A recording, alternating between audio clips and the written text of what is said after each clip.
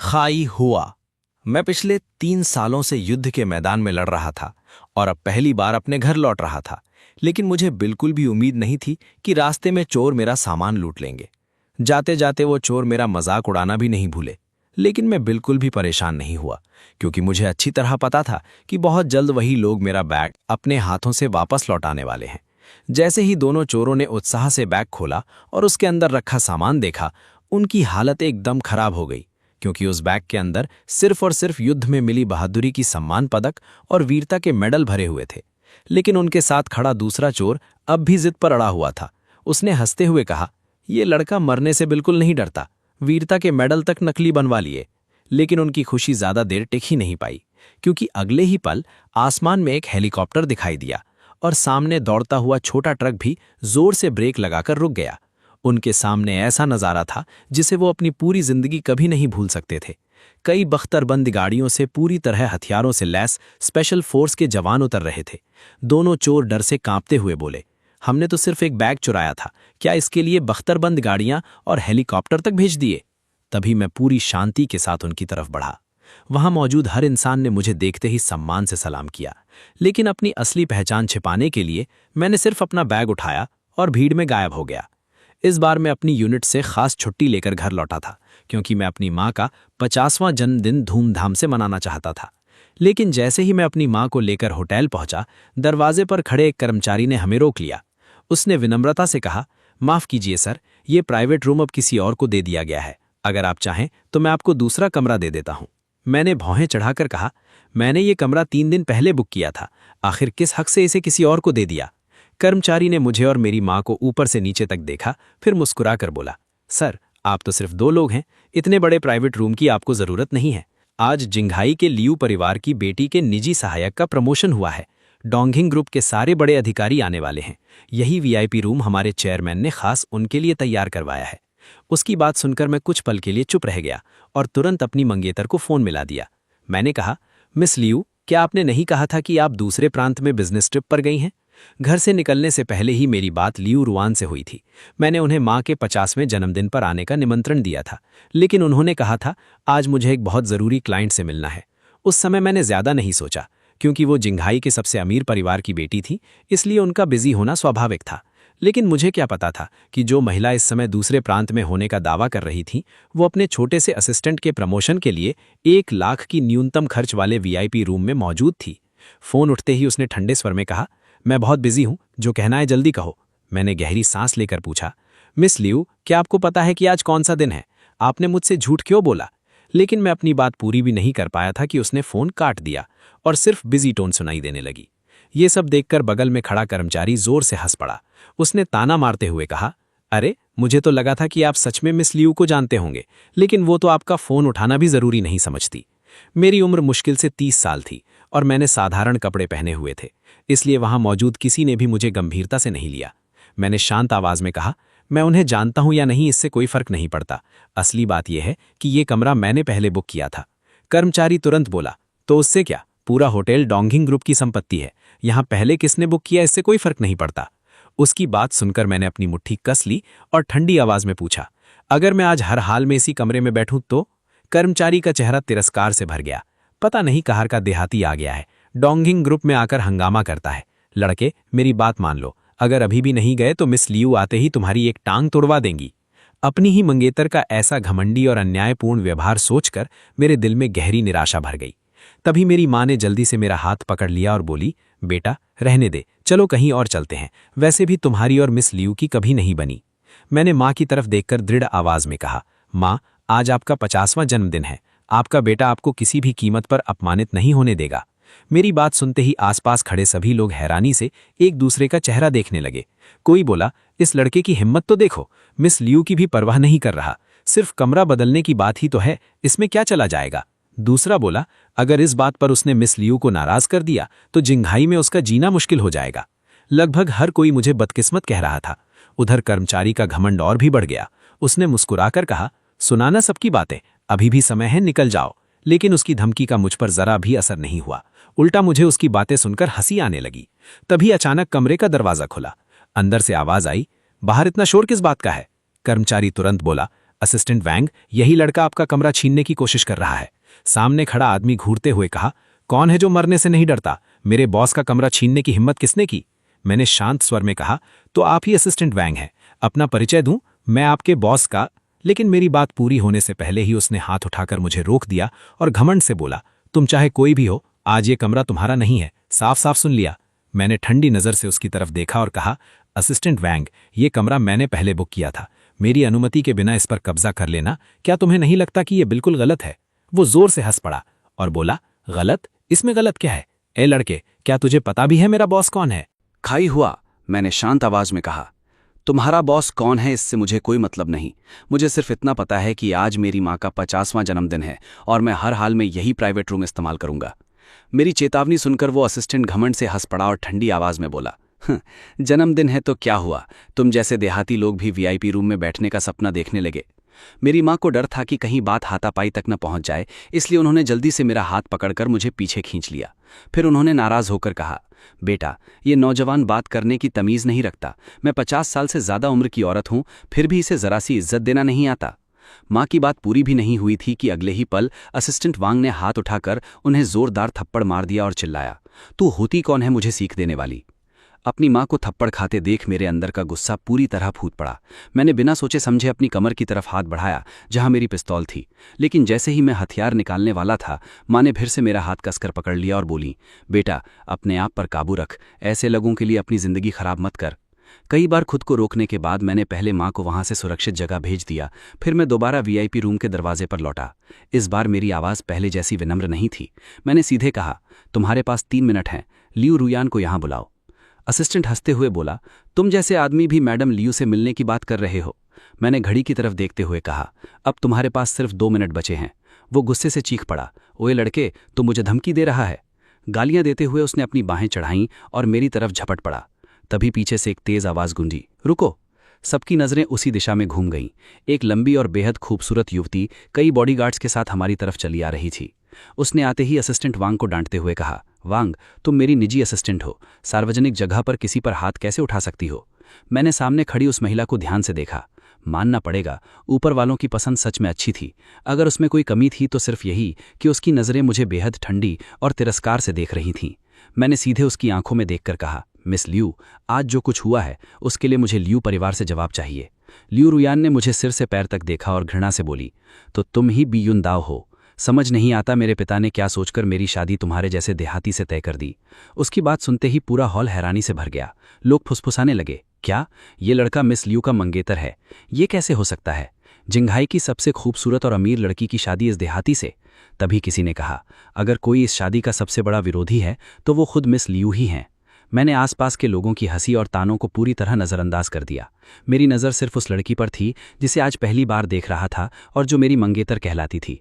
मैंने शांत लेकिन सख्त आवाज में कहा, मिस लियू, आपकी असिस्टेंट ने वीआईपी रूम के लिए लड़ते हुए मेरी माँ को थप्पड़ मारा है। मुझे उम्मीद है कि आप इसका जवाब देंगी। उसने बिल्कुल लापरवाही से हाथ हिलाया और बोली, बस एक वीआईपी रूम की बात है, उसकी कीमत ही कितनी होगी? मैं तुम्हें पैसे ट्रांसफ़र कर देती हूँ। इतना कहकर उसने तुरंत अपना फ़ोन निकाला और बोली, 1 लाख काफ़ी हैं, अगर कम हो तो और भेज देती हूँ। मैंने ठंडी आवाज़ में कहा, शायद आप मेरी बात समझ नहीं रही हैं, मैं पैसे की बात नहीं कर रहा। आपकी असिस्टेंट ने मेरी माँ को उनके 50वें जन्मदिन पर थप्पड़ मारा है। उसने बिना किसी भावना के जवाब दिया, तो ठीक है, और 1 लाख ले लो, इसे तुम्हारी माँ के इलाज का खर्च समझ लो। मैं कुछ कहता उससे पहले ही उसकी असिस्टेंट आगे बढ़ी और घमंड से बोली, ओए देहाती, अभी तक यहीं खड़ा क्या है? मैडम का शुक्रिया अदा कर, एक झटके में 1 लाख मिल रहे हैं। तुम्हारे जैसे गरीब परिवार ने शायद पूरी जिंदगी में इतना पैसा एक साथ नहीं देखा होगा। मैं कुछ पल तक उसे देखता रहा, फिर ठंडी हंसी हंसकर बोला, मिस लियू, भले ही हम पहली बार मिल रहे हैं, लेकिन हमारे बीच सगाई हो चुकी है। क्या तुम्हारा परिवार हर समस्या को इसी तरह हल करता है? मेरी बात सुनकर लियू रुयान तिरस्कार से हंसी और बोली, सगाई? पहले जाकर आईने में अपनी शक्ल देख, क्या तुझे सच में लगता है कि तू मेरे लायक है? इतना कहकर उसने मुझे सिर से पैर तक घृणा भरी नज़रों से देखा और बोली, तुम जैसे इंसान से बात करना भी मुझे घिन दिलाता है। मैंने हल्की मुस्कान के साथ जवाब दिया, अगर तुम्हारी बात यहीं तक है तो मैं भी ज़बरदस्ती कुछ नहीं करूंगा, लेकिन ये कमरा मैंने पहले बुक किया था। चाहे तुम अरबपति की बेटी ही क्यों ना हो, पहले आने वाले का हक पहले होता है। तभी असिस्टेंट वांग चीखी, मिस लियू के सामने नियम कानून की बात करता है। पूरा होटल डोंगहिंग ग्रुप का है। जब मालिक खुद यहाँ खड़ा है तो उसे पहले बुकिंग करने की क्या ज़रूरत। उसकी बात सुनते ही मुझे समझ आ गया कि इतनी कम उम्र में वो लियू रुयान की सबसे भरोसेमंद असिस्टेंट कैसे बनी। चापलूस शब्द उसके लिए बिल्कुल सही था। मैंने शांत स्वर में कहा, असिस्टेंट वांग, मैं सिर्फ सच बोल रहा हूँ।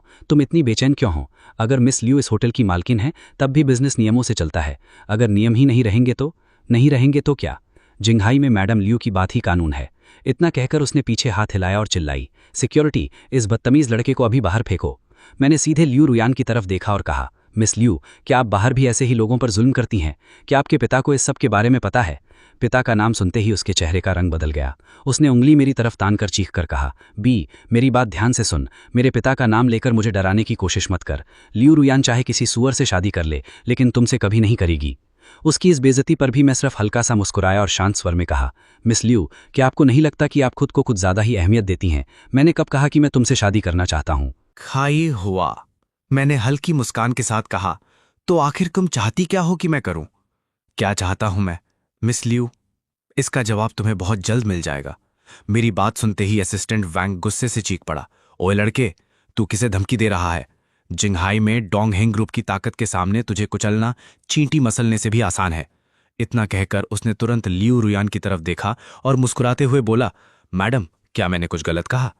लियू रुयान ने संतुष्ट होकर सिर हिला दिया और बोली, वाकई असिस्टेंट वैंग, हमारी कंपनी को तुम्हारे जैसे लोगों की ही जरूरत है। उसकी बात सुनकर मैं भीतर ही भीतर हंस पड़ा। यूनिट ज्वाइन करने के बाद से लेकर आज तक मैंने सपने में भी नहीं सोचा था कि कोई इंसान 1 घंटे के अंदर मुझे 2 बार धमकी देने की हिम्मत करेगा। अब मेरा भी धैर्य खत्म हो चुका था। मैंने जेब से अपना फोन निकाला और एक नंबर मिलाया। हेलो लाउली, मैं श्याओ भी बोल रहा हूं। उधर से जोरदार हंसी सुनाई दी। अरे लड़के, तुम तो अपनी माँ का 50वां जन्मदिन मनाने छुट्टी लेकर गए थे, अचानक मुझे कैसे याद कर लिया? और हाँ, तुम्हारी मंगेतर भी तो जिंघाई में ही है, मौका मिले तो उससे भी मिल लेना। मैंने सामने खड़ी लियू रुयान की तरफ ठंडी नजर से देखा और गंभीर आवाज में कहा, सर, मंगेतर से मिलने की बात बाद में होगी, पहले एक बेहद जरूरी बात रिपोर्ट करनी है। मेरी माँ को किसी ने मारा है। मेरी बात सुनते ही दूसरी तरफ कुछ पल के लिए सन्नाटा छा गया। फिर गुस्से से भरी आवाज आई, क्या कहा तुमने? तुम्हारी माँ एक राष्ट्रीय हीरो के परिवार से हैं। इतनी हिम्मत किसकी हुई कि उन पर हाथ उठाया? मैंने शांत स्वर में कहा, सर, इतनी बड़ी बात पर मैं कभी मजाक नहीं कर सकता।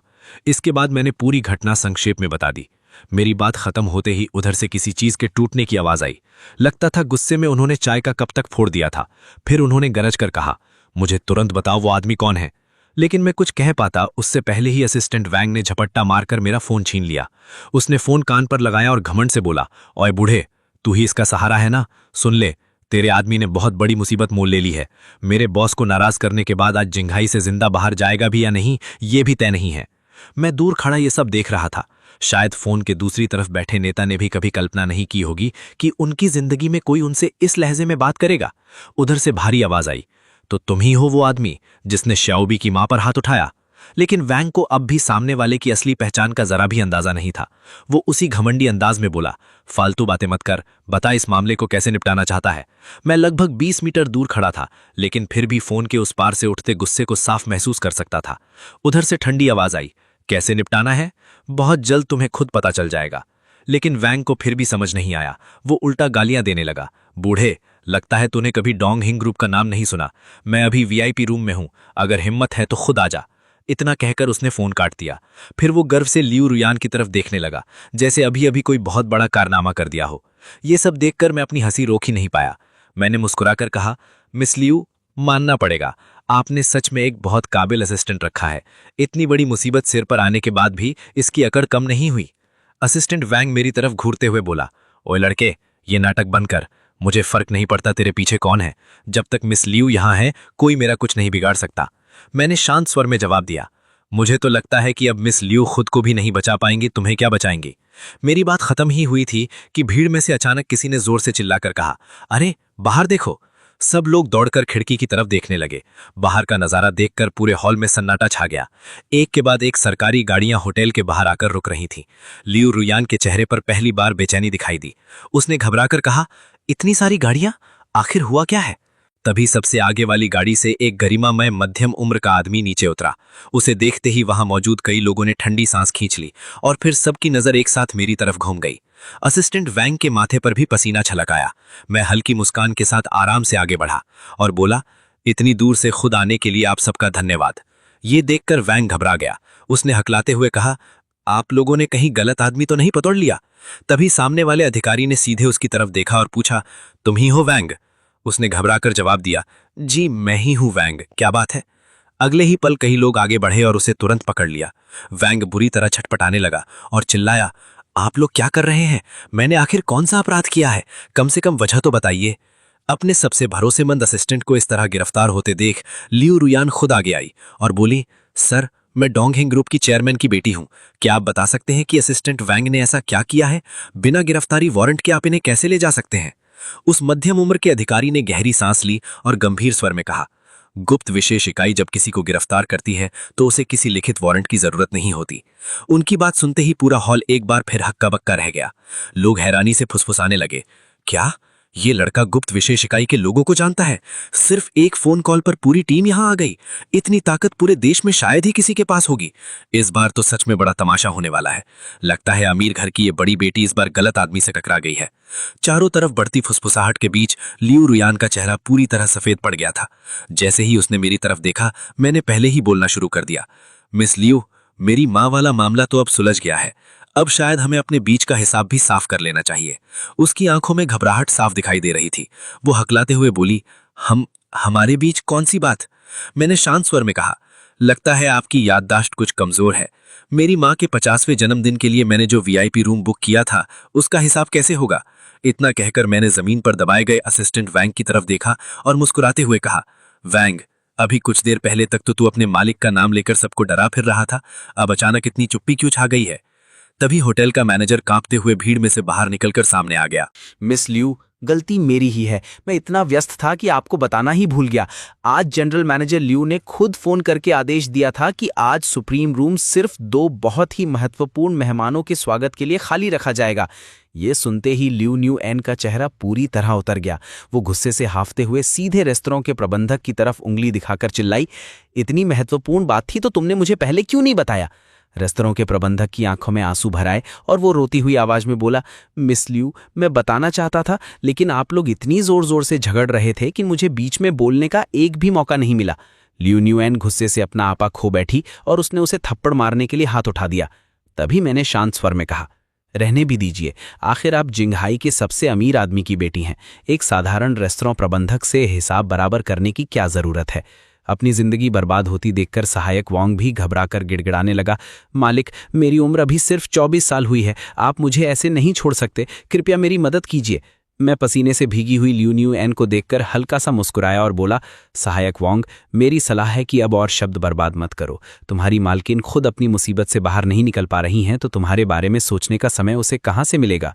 मेरी बात सुनते ही लियू न्यू एन का चेहरा तुरंत सख्त हो गया। वो दांत भींच कर बोली, तुम्हारा नाम तत है ना? ज्यादा हद पार मत करो, ये मत भूलो कि ये जिंगहाई है। मैंने उसकी तरफ देखकर कहा, लियू न्यू, तुम्हारी बातों से तो ऐसा लग रहा है जैसे तुम मुझे धमकी दे रही हो। इतना कहकर मैंने सबके सामने अपना फोन निकाला और बोला, मैं जरा तुम्हारे पिता से पूछना चाहता हूं कि आखिर इस जिंगहाई का असली मालिक कौन है। कुछ ही पल में फोन जुड़ गया। दूसरी तरफ से बेहद सम्मान भरी आवाज आई, अरे क्या ये मिस्टर तत हैं? आपका फोन आना तो मेरे लिए 3 जन्मों का सौभाग्य है। मैंने शांत स्वर में कहा, जनरल मैनेजर लियू, औपचारिक बातें रहने दीजिए। मैं सिर्फ आपसे एक सवाल पूछना चाहता हूं। क्या जिंगहाई का सबसे अमीर आदमी बने बने इतना समय हो गया है कि अब आप अपना ही उपनाम भूल गए हैं? मैंने उन्हें सफाई देने का एक भी मौका नहीं दिया और सीधे कहा, आपके पास सिर्फ 10 मिनट हैं। मैं सुप्रीम रूम में आपका इंतजार कर रहा हूं। अगले ही पल दूसरी तरफ से किसी गिलास के जमीन पर गिरकर टूटने की आवाज आई। घबराई हुई आवाज सुनाई दी, मिस्टर तत, कृपया गुस्सा मत कीजिए, मैं अभी तुरंत वहां पहुंच रहा हूं। फोन पर हुई पूरी बातचीत वहां मौजूद हर इंसान ने साफ साफ सुन ली थी। सभी के चेहरों पर हैरानी साफ दिखाई दे रही थी।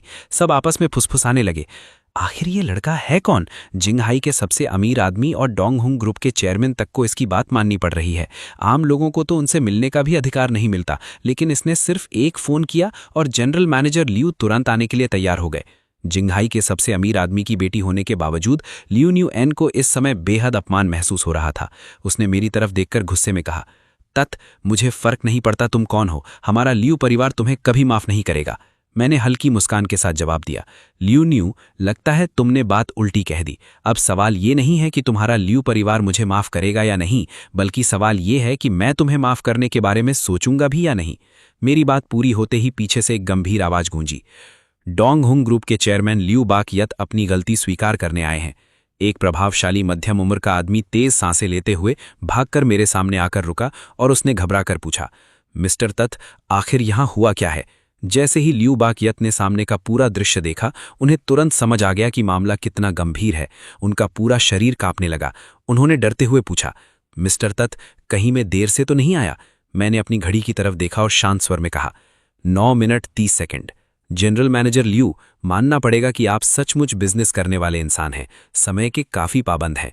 लियू बाकियत बार बार सर झुकाकर मुझसे माफी मांगने लगे। मिस्टर तत, आपने मुझे इतनी जल्दी बुलाया, क्या रेस्तरों का खाना आपको पसंद नहीं आया? मैंने अपना हाथ उठाकर लियू न्यू एन की तरफ इशारा किया और कहा, खाने की बात कर रहे हैं? जनरल मैनेजर लियू, क्या आप मुझे समझा सकते हैं कि जो कमरा मैंने पहले से बुक किया था उसे मेरी अनुमति के बिना किसी और को कैसे दे दिया गया? मेरी बात सुनते ही लियू बाकियत का पूरा शरीर कांप उठा। अगले ही पल पूरे हॉल में एक जोरदार थप्पड़ की आवाज गूंजी। लियू न्यू एन के गाल पर 5 उंगलियों के लाल निशान साफ दिखाई दे रहे थे। लियू बाकियत गुस्से से चिल्लाए, बेवकूफ लड़की, किसने तुम्हें इतनी हिम्मत दी कि तुम मिस्टर तत का बुक किया हुआ कमरा छीन लो? लियू न्यू एन इस थप्पड़ से पूरी तरह स्तब्ध रह गई। उसने हैरानी से अपने पिता की तरफ देखा और बोली, पापा, क्या आप पागल हो गए हैं? आपने मुझे क्यों मारा? मैंने तो सिर्फ अपने ही रेस्तरां में खाना खाने के लिए कमरा लिया था, इसमें मेरी क्या गलती है? उसकी आंखों में भरा हुआ अपमान देखकर मेरे मन का गुस्सा थोड़ा शांत हुआ, लेकिन अभी इतना काफी नहीं था। लियू परिवार अभी भी मेरी मां से माफी मांगने का कर्जदार था। लियू बाकियत ने गुस्से से अपनी बेटी की तरफ देखा और बिना एक पल गवाए उसे दूसरा थप्पड़ भी मार दिया। वो गरज कर बोले, तुम्हारी इतनी हिम्मत की मुझसे पूछो क्यों मारा? आज मिस्टर तत की मां का 50वां जन्मदिन है। अगर तुम उन्हें बधाई नहीं देना चाहती थी तो मत देती, लेकिन उनका बुक किया हुआ कमरा छीनने की हिम्मत कैसे की? तुम्हें नहीं मारूंगा तो किसे मारूंगा? इसके बाद उन्होंने मेरी तरफ देखा और जबरदस्ती मुस्कुराते हुए बोले, मेरी बेटी बचपन से बहुत ज्यादा लाड प्यार में पली है। मिस्टर तत, कृपया उसे माफ कर दीजिए। सच कहूं तो जिंगहाई के सबसे बड़े उद्योगपति का मामला संभालने का तरीका उनकी बेटी से कहीं ज्यादा समझदारी भरा था। लियू बाकियत की हर बात मजबूत और साफ थी, लेकिन उनकी बेटी का दिमाग अभी भी पूरी तरह उलझा हुआ था। शायद वो कभी समझ नहीं पाएगी कि उसके अपने पिता ने एक बाहरी आदमी के लिए अपनी ही बेटी को 2 बार थप्पड़ क्यों मारा। लेकिन इस राज को बहुत कम लोग जानते थे और संयोग से लियू बाकियत उन्हीं लोगों में से एक थे।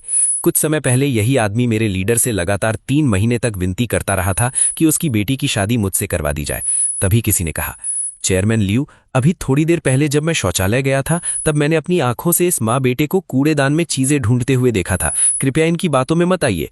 वेटर की बात सुनते ही आसपास खड़े सभी लोग मुझे घृणा की नजरों से देखने लगे, लेकिन लियू बाकियत ने सबकी उम्मीदों से बिल्कुल अलग फैसला किया। उन्होंने ठंडे स्वर में कहा, अगर कोई प्लास्टिक की बोतलें या कबाड़ इकट्ठा करता है तो उसमें बुराई क्या है? ये मेहनत और ईमानदारी की निशानी है। लेकिन तुम्हारे जैसे इंसान को तो शायद भविष्य में खाली बोतलें उठाने का भी अधिकार नहीं मिलेगा। खाई हुआ। शायद बाहर से देखने वाले लोगों को यही लग रहा था कि लियू बॉक निगिया सिर्फ अपने रेस्टोरेंट की इज्जत बचाने के लिए मेरी तरफदारी कर रहे हैं, लेकिन सिर्फ मैं ही जानता था कि वो ऐसा इसलिए कर रहे थे क्योंकि वो आखिर तक लियू परिवार को बचाने की आखिरी कोशिश कर रहे थे। मैं चुपचाप एक तरफ खड़ा रहा और कुछ भी नहीं बोला। फिलहाल मैंने पूरा मामला लियू बॉक निगिया के हाथ में छोड़ दिया, लेकिन उनकी अगली हरकत ने मुझे बिल्कुल भी निराश नहीं किया। कंपनी के सभी बड़े अधिकारियों के सामने उन्होंने अपनी इज्जत की बिल्कुल परवाह नहीं की और सीधे अपनी बेटी लियू न्यू येन की तरफ उंगली उठाकर गुस्से में बोले, मैं डोंग हुंग ग्रुप का चेयरमैन होने के नाते तुम्हें आदेश देता हूं कि अभी इसी वक्त मिस्टर तत से माफी मांगो।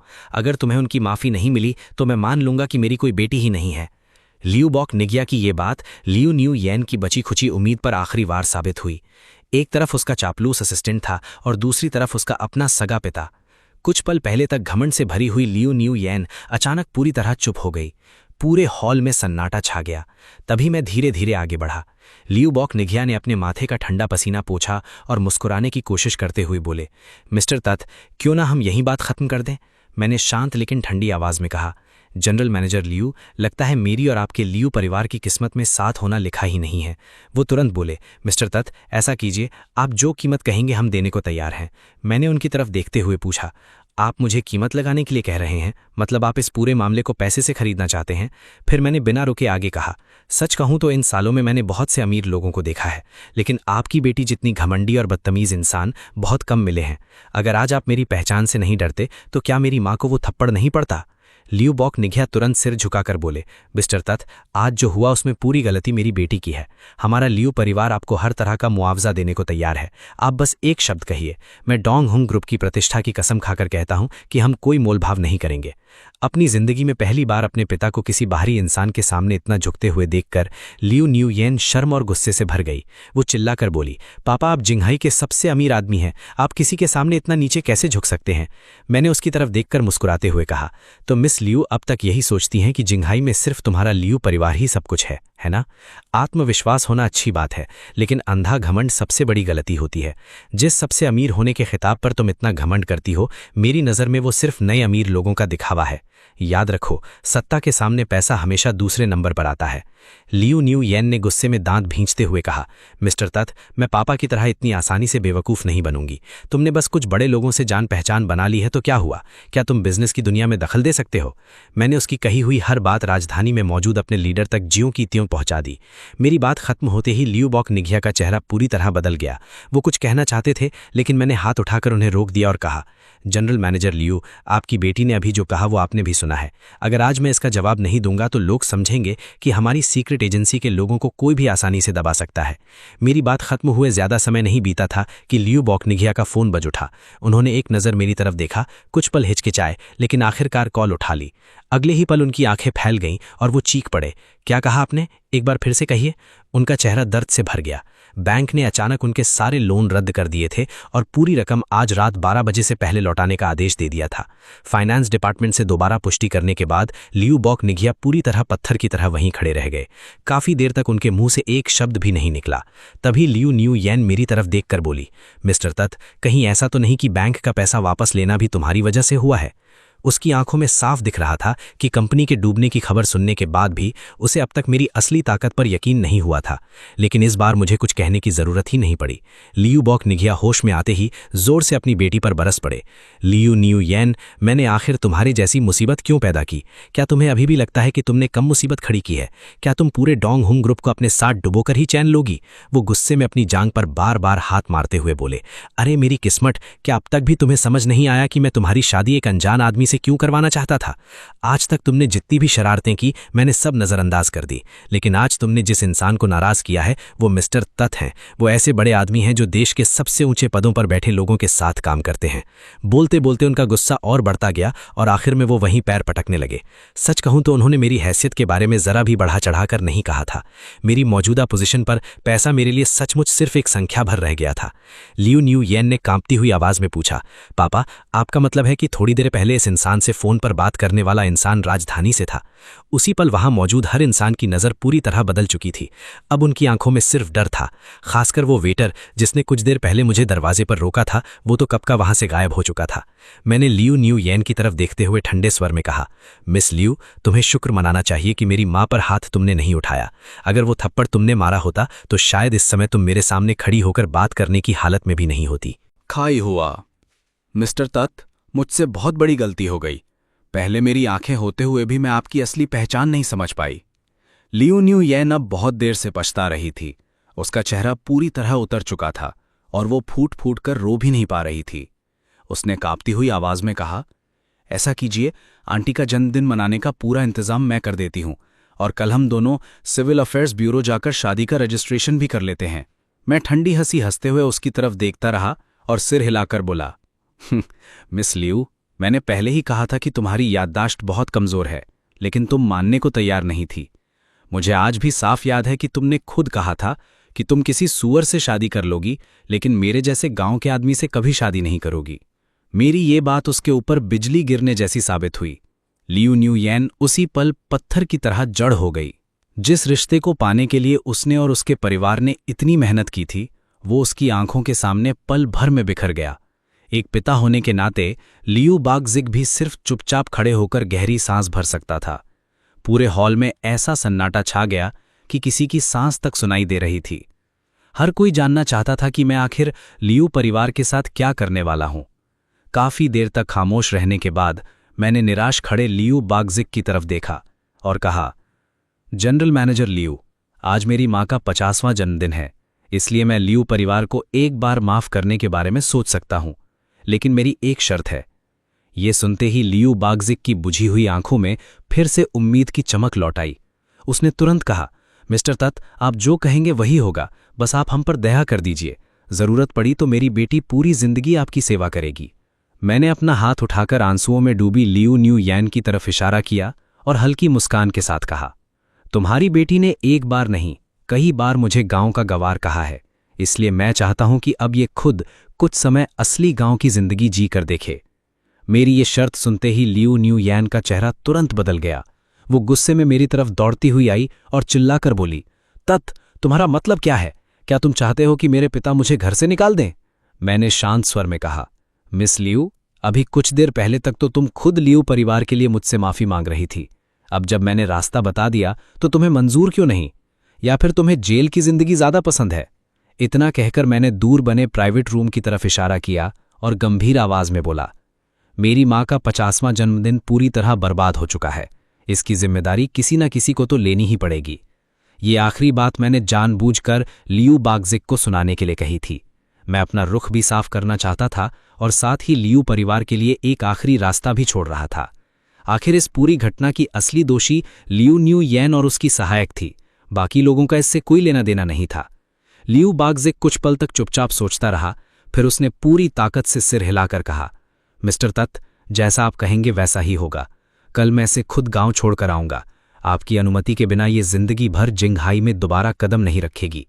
लियू न्यू यैन आखिरी बार विरोध करना चाहती थी, लेकिन अब उसके मुंह से निकला हर शब्द बेकार था। जो मुसीबत उसने खुद पैदा की थी, उसका परिणाम भी उसे खुद ही भुगतना था। और इस पूरी घटना की जड़ सहायक वांग उसी रात चुपचाप जेल भेज दिया गया। सिर्फ किसी राष्ट्रीय हीरो के परिवार का अपमान करने का अपराध ही इतना बड़ा था कि शायद वो पूरी जिंदगी जेल से बाहर नहीं निकल पाएगा। सारी बातें खत्म होने के बाद मैंने पास की दुकान से एक जन्मदिन का केक खरीदा और जल्दी जल्दी घर लौट आया। जैसे ही मैंने घर का दरवाजा खोला, स्वादिष्ट खाने की खुशबू पूरे घर में फैली हुई थी। रसोई में अपनी मां को खाना बनाते हुए देखकर मैं अपने जज्बातों को अब और नहीं रोक पाया। मैं फूट फूट कर रो पड़ा। मां, इन सभी सालों में आपने मेरे लिए बहुत कष्ट उठाए हैं। मां ने प्यार से मेरे माथे पर हाथ फेरा और मुस्कुराते हुए बोली, मेरा बेटा आज इतना बड़ा इंसान बन गया है तो मैंने जितनी भी तकलीफें झीली हैं वे सब पूरी तरह सफल हो गईं।